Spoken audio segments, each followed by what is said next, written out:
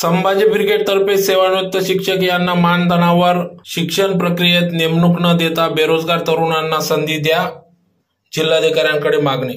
याबाबत अधिक वृत्त असे की आज स्थानिक परिसरात डीएड बीएड पदवीधारक सुशिक्षित बेरोजगार युवक युवती मोठ्या प्रमाणात उपलब्ध असून शासनाने सुशिक्षित बेरोजगार युवक युवतींना यामध्ये सामावून घेत त्यांच्या नेमणुकी करत बेरोजगारांचा प्रश्न सोडवणे हा जास्त महत्वाचा असून पेन्शनधारकांना ही नेमणूक देणे योग्य नाही।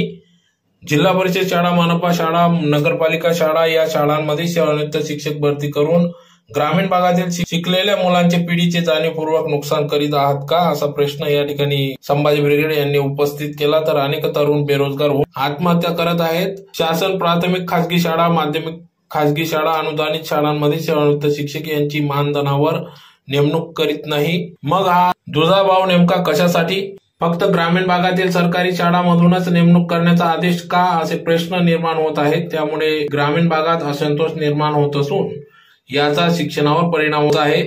डीएड बीएड झालेले सुशिक्षित बेरोजगार तरुण मोठ्या प्रमाणात आहेत। त्यांना तसेच बेरोजगार ठेवून पेन्शनधारक यांना नेमून तरुणांचे खच्चीकरण करण्यासारखे आहे।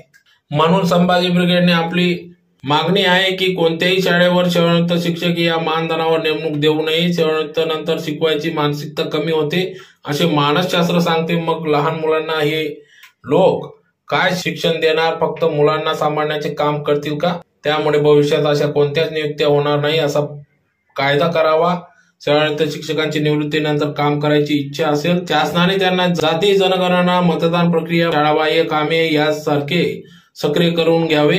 त्यामुळे शिक्षकांवरही कामाचा बोजा पडणार नाही व चांगले शिक्षण ग्रामीण स्तरावर सुद्धा उपलब्ध होणार आहे। तरी राज्य सरकारमध्ये शिक्षण मंत्री असलेले दादा भुसे यांनी संभाजी ब्रिगेड निवेदनाची दखल घ्यावी आणि निवृत्त शिक्षकांना परत शिक्षक पदावर न घेता तरुणांना संधी द्यावी। अन्यथा संभाजी ब्रिगेडचे प्रदेशाध्यक्ष मनोज दादा आखरे व महासचिव सौरभ दादा खेडेकर यांच्या नेतृत्वात संभाजी ब्रिगेडच्या वतीने संभाजी ब्रिगेडच्या स्टाईलने तीव्र आंदोलन छेडले जाईल असा इशारा या ठिकाणी देण्यात आला। या प्रसंगी या ठिकाणी संभाजी ब्रिगेडचे जिल्हाध्यक्ष हेमंत बडक, महेश पाटील, नितीन पाटील, सतीश पाटील, अमर परताडे, भूषण बागू, उपाध्यक्ष मनोज रुईकर, नंदू अहिरराव, अमोल बोरसे, कुलदीप ठाकरे, अशोक नांद्रे, सुनील पाटील, उदय पवार, हिरालाल बोरसे आदी सर्व पदाधिकारी या ठिकाणी उपस्थित होते।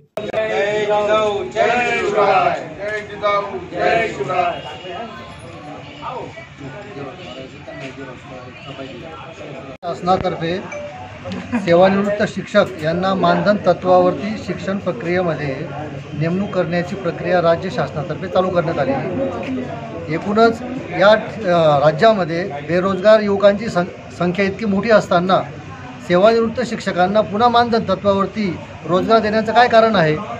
या संदर्भामध्ये संभाजी ब्रिगेडचे प्रदेश अध्यक्ष माननीय मनोजी आखरे साहेब, प्रदेश महासचिव सौरभजी खेडेकर साहेब यांनी हा मुद्दा अगदी प्रकर्षाने लावून धरलेला आहे की बेरोजगारांना या ठिकाणी कामाची संधी दिली गेली पाहिजे आणि सेवानिवृत्त शिक्षकांना मानधन तत्वावरती लावण्यात येऊ नये ही मागणी घेऊन आज आम्ही जिल्हाधिकारी महोदय यांना या प्रकारचे निवेदन दिलेलं आहे।